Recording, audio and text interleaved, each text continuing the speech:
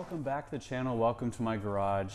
I'm wearing my "Just One More Car I Promise" t-shirt, although I would never promise that because it's never going to be just one more car, and that means in today's video I'm introducing yet another project car. This one's going to be something a little bit different and a little bit special for a few reasons.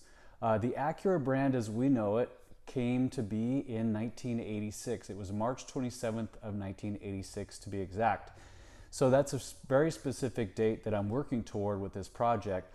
What I'm going to be doing is restoring a first model year Acura Legend sedan for celebration or commemoration of that anniversary. So I have roughly 2 years to get it figured out and dialed in, but luckily for me, this car is already a really strong survivor, and I'll show you the details here in a future video.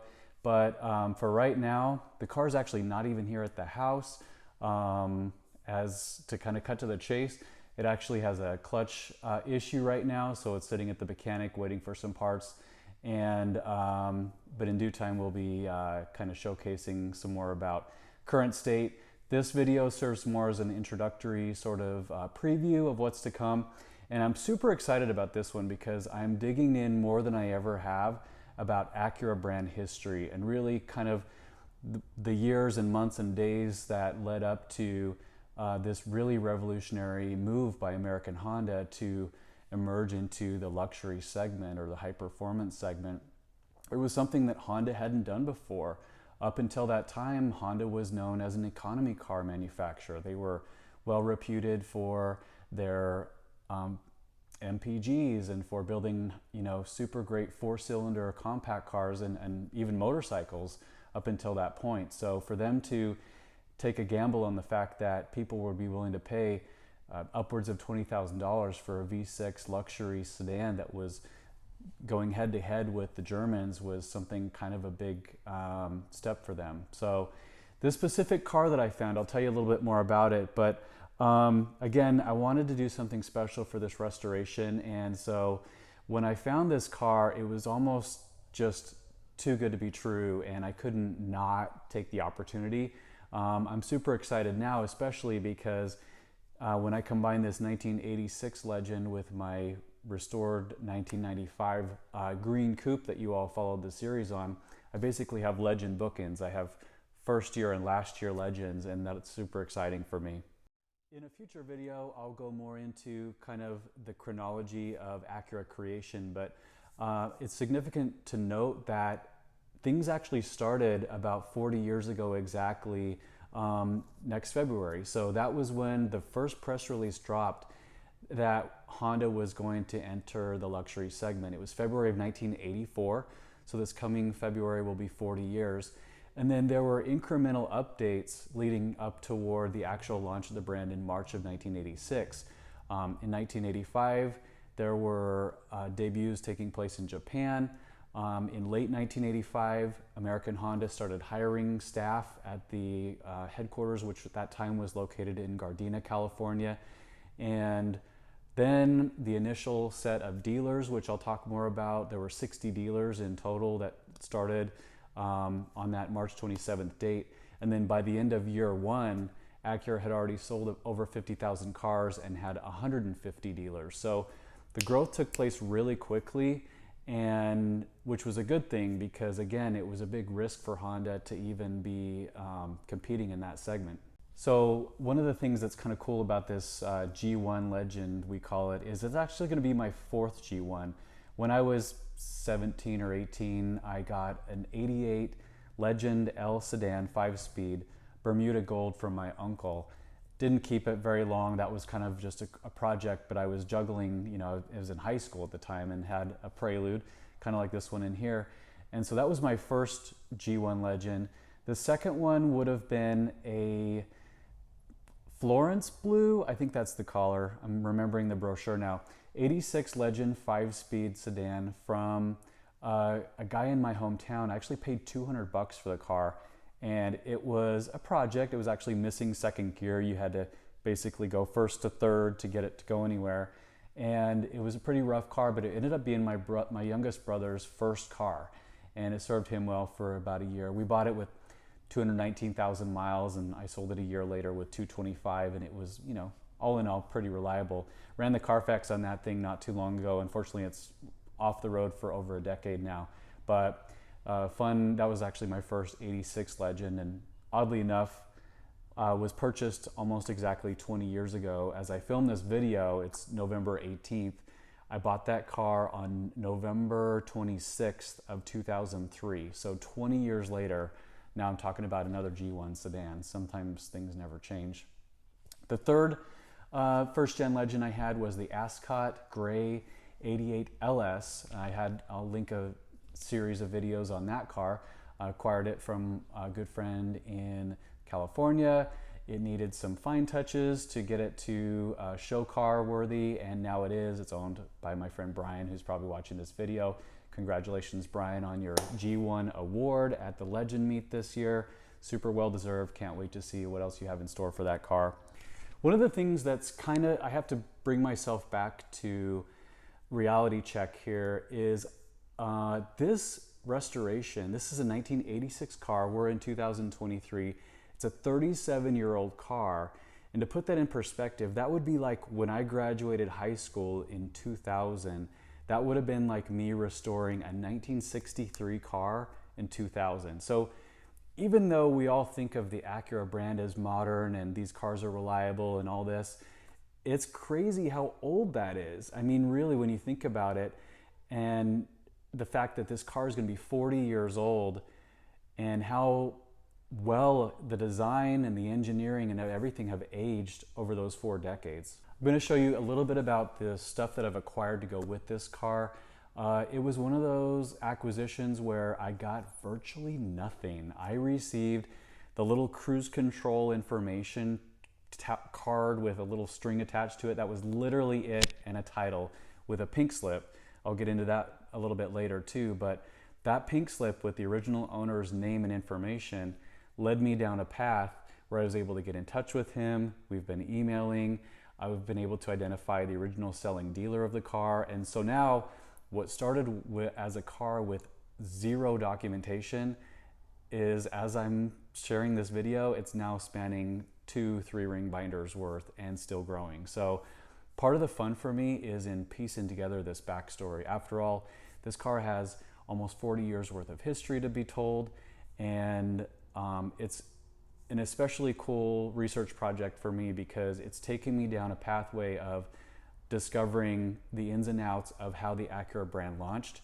And as I'm discovering too, it was a really sort of action-packed story. There were full-page ads taken out in all of the, you know, various marketplaces where these dealers were opening up. It was an exciting thing for the automotive marketplace as a whole. So I want to shift gears a little bit and talk about the specific car that I'm going to be restoring and why I feel like it's worthy of this level of preservation and improvement. So this car was sold October 21st of 1986 with 23 miles on the odometer to a gentleman in Millbrae, California. And he was 45 years old when he bought it. And I'm still kind of piecing together the story from him, but I understand now that he picked it up through a broker and may not have even actually set foot in the dealership. But that dealership is known, and it was called Manly Acura, M-A-N-L-Y. It was at 130 Center Street in Santa Cruz. The building is still there, according to Street View. However, it's now slated to be demolished and made into high-rise apartment complex, as happens with a lot of these classic or historic buildings. But what's crazy is that building actually started out in 1963 as a Dodge dealership. I've followed the whole history at this point where I was digging up newspaper articles. It went from a Dodge dealership to Audi, Porsche, to Isuzu for a hot second, then some other no-name kind of used car lot, and then Acura launched there in basically they would have acquired it in late 1985, and it was open for business March 27th with those other 59 dealers as of the day that the brand launched. There are a few things that I think make my car stand out a little bit. So some of you have visited the Honda Collection Hall that was newly opened in Torrance, California. They have an 86 Legend in there, and you've seen it. It's the same color combo as mine. That car has a VIN ending in 12314. I don't know the specific build date, but my car is 10290. So my car is about 2,000 units older than Acura's. And something you might not know is the car in Acura's collection actually has 104,000 miles on it. So it wasn't just necessarily pulled off the assembly line for preservation. That car lived a normal life until Acura acquired it for purposes of display as you see today. That car is also an automatic. So there's a few things that I think might set mine apart just a little bit from the one on Acura's display. Those who are really keen on the G1 Legends will also note that Acura's car actually has body color painted side mirrors, and they're supposed to be black in 1986. So there's a few nuances between the automatic transmission, a few more miles than mine, some incorrect design elements, and a 2,000 unit build later than mine. I think my car might actually have a little bit more of a cool backstory to tell, but I'll leave that up to you to decide.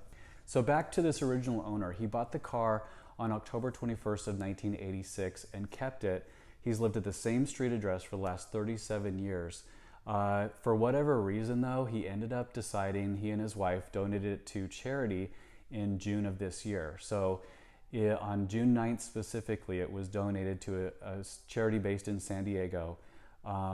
About 2 or 3 weeks later, it was sold at auction to a dealership in Sunnyvale, California called Sports Plus Motor Group. And I wanted to give them a shout out because Edison at Sports Plus was awesome to work with. So thank you, Edison, for working with me on a long distance transaction. Edison did a few things mechanically to the car. I understand that it got some brake work, a rebuilt alternator, and a few other things. Then he listed it on Craigslist in San Francisco Bay. That's where I found it. Long story short, one thing led to another. I worked a deal with him and had the car transported here to Arizona. So over the course of basically since June, when the car was donated, to December now, 6 months later, the car finally has found a forever home, and now it's going to go through a detail-oriented restoration, much like I've done with my other cars.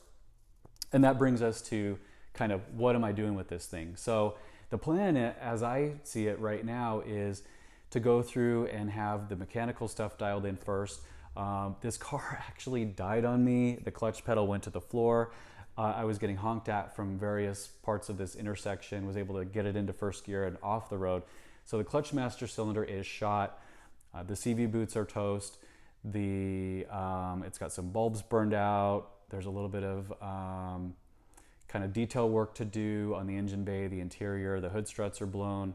CV axles are clicking. There's, even though it has 99,720 miles on it, it's still 37 years old. So I have to keep reminding myself that this is a classic car that we're dealing with. And even though the paint and body are pretty nice, I think it's worthy of a full respray. So it's going to go over to Apex Wet Works, the same folks who painted my Sherwood Green Legend, the TSX, the RSX, and they're currently, as I'm telling you this right now, they still have my Legend GS 4-door Sherwood Green that's getting painted currently. So I'm going to give them one more project after that one is ready. And then once the car's finished, I'm going to be eager to show it. I want to take it to as many shows in 2026 as I can, because it'll then be a 40-year anniversary for the Acura brand. I'd love to have it showcased not only at the Acura of Tempe dealership, where I have a car on rotating display.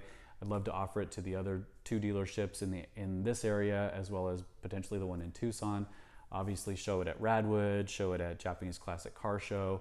Anywhere that I feel like there's a story to be told about the Acura brand 40-year anniversary, I think would be a perfect venue to showcase this restored car. So that's why I'm glad I have 2 years to get it dialed in, because it does need a little bit of work, and that for me is the fun part. So happy to have you along for this adventure, and I'm excited to see what we can do with this thing. And yeah, we'll see how it goes. So if you remember how I said I basically got nothing with the car, well, clearly that has changed here. I have a good selection of stuff acquired and more to come. I'll just walk you through real quickly. This is more of a preview because all this stuff will be gone through in a future video. But there's the service manual. I picked up a good chunk of magazines, including this one that I absolutely love from February 1986 from Auto Week. But all of these have really good either comparison tests, or let's check this one out, comparison tests or one-off sort of previews. I have the brochure here. Currently have historic tags registered to the vehicle as well. Didn't even get a owner's manual, so I had to source that off of eBay. One kind of cool historical artifact that I was able to acquire was a period correct set of blue and yellow California tags. So I don't know exactly the year, but they stopped issuing California license plates in this color combination not long after this car sold. So they went to, I believe it was the sunset style plates, but this was the original combination. So when the car was donated, those original tags were retained either by the state or by the owner, but I was able to have replicas made from a guy who actually, I think he's in Germany. It was an eBay deal, or no, it wasn't. It was just an online contact that a friend told me about, and I'm super thrilled with the quality that those came out. Obviously they won't go on the car for driving purposes, but just to have, because they were period correct. And then huge shout out to my friend Eric for this 1986 product info binder. This is a hardbound binder that has a ton of great technical information and some overview of the brand as a whole. And then that's not even getting into these binders. So this one is specifically dedicated just to that dealership I told you about and some early artifacts related to kind of the launch of the brand. And then future video. This is the one that's going to be more about the specific car. There's the one thing I got with the car was that cruise control thing. So a lot more to come there. And then these are going to be framed. So this was a set of some articles on the dealership. So this was a $333 lease special back in 1986 on the Legend from that place where it was sold brand new.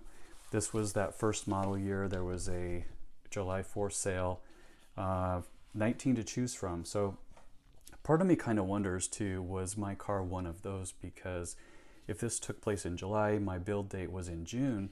So it's possible, although as we know, the vehicle wasn't initially sold until October. So it'd be tough to track down any info on that, but I'm game to continue researching it. But yeah, super cool stash here and a lot more to come. And just because I know I have some California-based folks who will appreciate it, that is a copy of the original. They call it Pink Slip. So that's what a title looked like. This is actual size. There's a copy of it from before I had to register the car because I was forced to surrender it. I would have loved to keep that document. But so if you ever hear kind of colloquially people say the word pink slip to mean title, and that's really where it came from. California used to print these on actual pink paper, I think to set it apart from a registration card because they look pretty much identical. So maybe people were less likely to throw it away if it was a different color. I don't know. But if you ever hear the phrase, in historical lingo about race you for pinks or pink slip, that's what it referred to. It was your title. And you can see the date of issue here was 10/7 of 86. The car was sold, of course, on 10/21 of 86. Maybe that's why the expiration date here was just over a year later. I don't know how exactly that all worked, but anyway, I was super glad to get that document. And then obviously I redacted the owner's name here, but that's who I was able to get in touch with. And I didn't have direct contact with him because I bought the car through a dealership, but through some, gotta love the internet, through some research and actually snail mailing him a letter to that address, that's how I got in touch. So pretty cool conclusion to the story, and I'm excited to bring him along for the ride as well. By the way, just because I'm too excited to not share it right now, this was the email that he sent me back after I snail mailed him a picture of the car and said it's in Arizona getting restored. Clearly this was an enthusiast-owned vehicle. He said that he currently has a 2000 Civic Si and an '08 Accord EXL V6 6-speed. That's a really rare car. But he's 82 years old now, so I would love when that time comes to be able to drive the car out there, shake his hand, get a picture with him and all that. And we've had a couple emails since this one, but he's really excited to see the progress. Real quick, since I mentioned it, I wanted to show that first 86 Legend. This was the car. I picked it up for a couple $100. My brother drove it for a while, and that's him at age 16. He's 35 now with 3 kids, so 20 years does a lot. This was the day a year later that I sold it. It would have been, I don't know, sometime late 2004. So this girl, Amy, for less than $1,000. I mean, it was just like, it was a runner and driver, but pretty rough, which is part of why, at least according to Carfax, it didn't last too much longer. But who would have thought, you know, here I am 20 years later doing another 86 Legend. My oh my, what have we here? A 1986 Acura Legend has just landed here in Phoenix. Spent its entire life in California, and it's about to begin a completely new chapter as a show car. So, first model year for the Legend, super significant. And this is an early build car with a VIN in, I believe, the 10 or 12,000 car range. So we'll get a glimpse of the exact build date here shortly, but I already have some bits and pieces on the way for it to fine tune it. Can work on offloading this thing now, and then we'll start to play a little bit later today with it.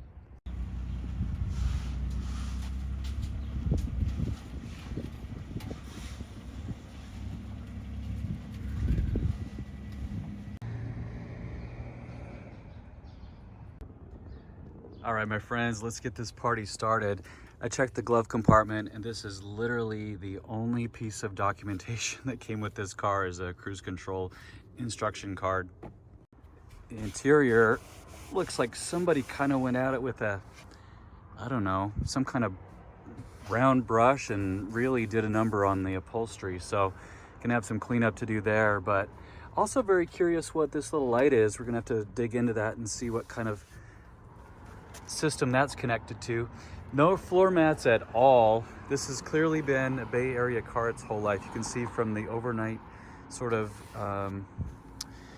dew and everything, there's a little bit of rust creeping through on the top of the windshield there. However, the good news is, as with most California cars, there won't be any issues with the quarter panels. So even the 86 model that I had over 20 years ago, or about exactly 20 years ago, had some issues here on the what they call the dog leg section. This one looks really good. There's a little teeny bit creeping through right there, but for a 37-year-old car, this is in exceptional shape. I can tell I'm missing a piece of trim here. This should have a plastic piece covering the A-pillar there on the interior, so for some reason that's gone. Gonna have to start making a checklist here as to the order of business here. The paint's in okay shape. I think it's gonna stand for a complete respray based upon the issues I see here on the roof with this clear coat deterioration, as well as all the other upper panels are in pretty sad shape as well. There's obviously gonna be a need to get this upper center taillight panel. The list kind of goes on and on. I'm guessing this antenna is not going to work based on how it's positioned there. But let's give her a go. I knew this from the pictures. There's a piece of plastic missing there. 99713 on the odometer here. I got 3 keys, which is awesome. They all look like factory keys too.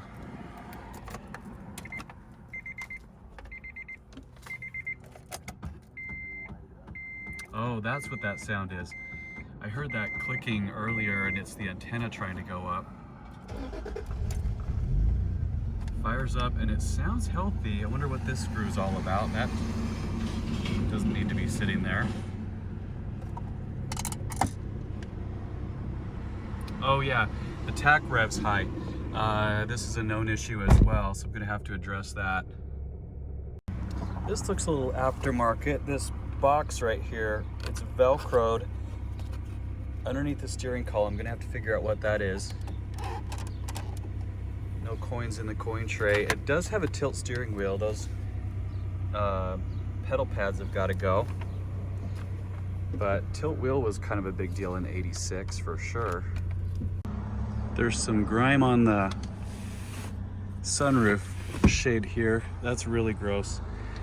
I bet the drains need to be cleaned out. Those sunroof drains, especially in a car that's been parked outside a fair amount, will be absolutely gunked up.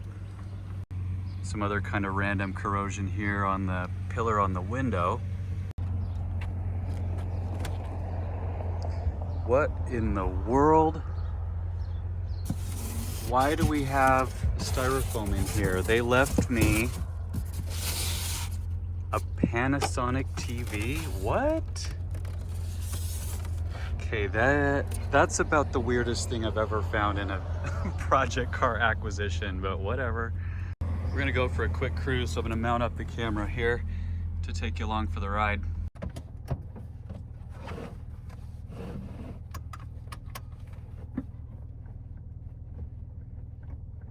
think we have all forward gears and reverse. It's off to a pretty good start. Ooh, CV axles are toast.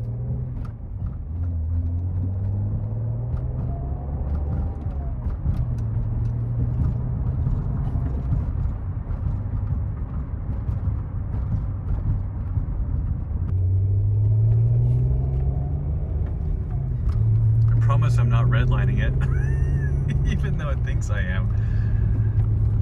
That was a leisurely acceleration, if anything at all.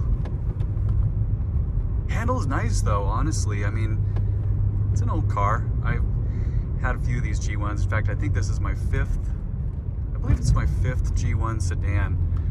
And just incredible balance and poise for a car of its time. Crazy thing is, you know, I think about this in terms of the marketplace in 1986. My first car was an '86 Chevy Celebrity. It's been junked for over 2 decades now, but that thing was just, even back then, and it was just a, you know, a floaty beast to roll around with. This thing has nicely damped suspension, and you can see why it was really targeting those European Luxo automakers when they went after the high-end market back in the day. Let's see what's going on under the hood.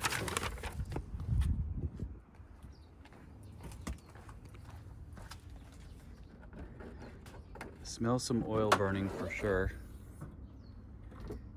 And hood struts are toast. Could have guessed that. But bone stock, 2.5 liter V6 24 valve. This looks new. This, or at least cleaned up, that fuse box cover there. Interesting stuff. I think this horn is aftermarket. That's got to be part of that whole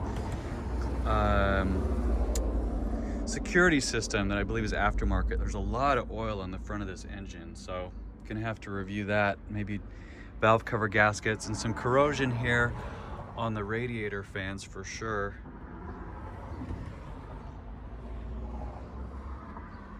So the car is production number 10,290 for 1986. I checked the door jamb trim tag and it says produced in June. So June of '86, which was just 3 months after the Acura brand started. It was a pretty fresh car.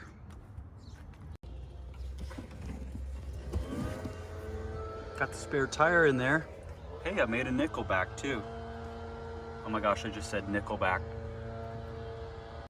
Notice that the tires are mix and match. 3 of the 4 I think are Michelin's, but they say the 37th week of 2008. So these are 15-year-old tires. They will not be sticking around very long. Gonna do a fuel up here. It has about half a tank, but I'm gonna do the gas fill up here at the same spot where I always go. Wow, that, I can't tell if that's corrosion or what, but definitely this filler door needs some love.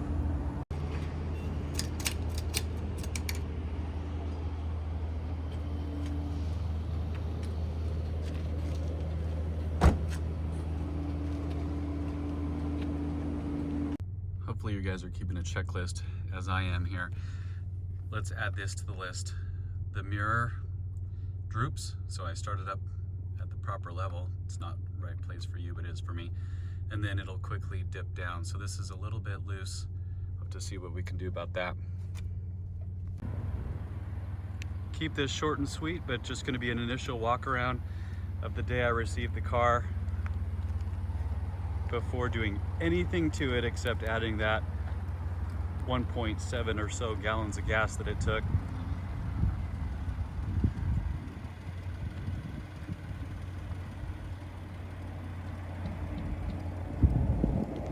The 86 is in the garage for the first time, and now these are my bookend legends. On the left here is my 95 LS Coupe, which was the last year of the legend. And over here is the 86, which was the first year. So it's kind of cool to finally have that sort of closure and be able to say, I've had the first and the last.